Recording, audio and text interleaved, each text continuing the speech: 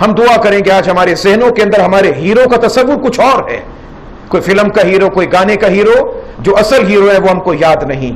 4 مئی 1799 اس بر صغیر کا مجاہد اعظم، حافظ قرآن، بے شمار احادیث کا یاد رکھنے والا سلطان فتح علی ٹیپو شہید سب قید رحمت اللہ تعالی علیہ، جس کا تاریخی جملہ، جس کے اوپر چاروں طرف سے سینکڑوں فوجیوں نے حملہ کر دیا، سینکڑوں فوجیوں نے حملہ کر دیا، اور وہ ایک شیر کی مانند لڑتا رہا اور گرتے گرتے ایک جملہ کہا، جس جملے کے متعلق مولانا ابو الحسن ندوی صاحب رحمت اللہ علیہ کا تاریخی جملہ تحریر ہے.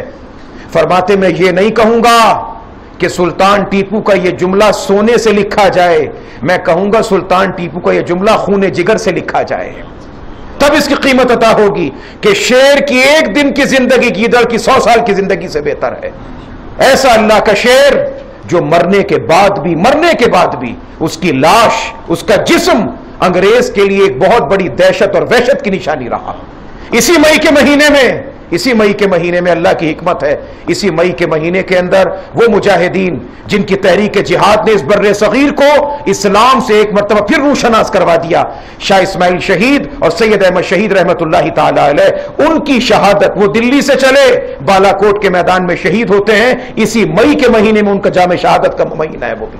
تو اللہ تبارک و تعالی 4 مئی 1799 یوم شہادت سلطان فتح علی ٹیپو شہید رحمت اللہ علیہ.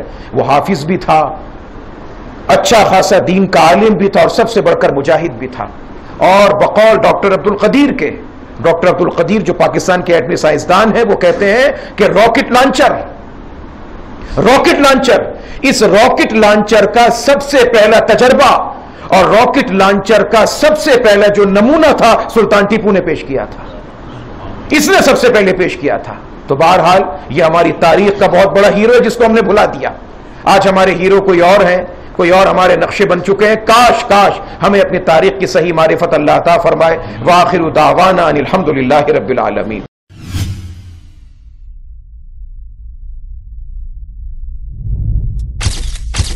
Message TV. This is your channel. This is your channel.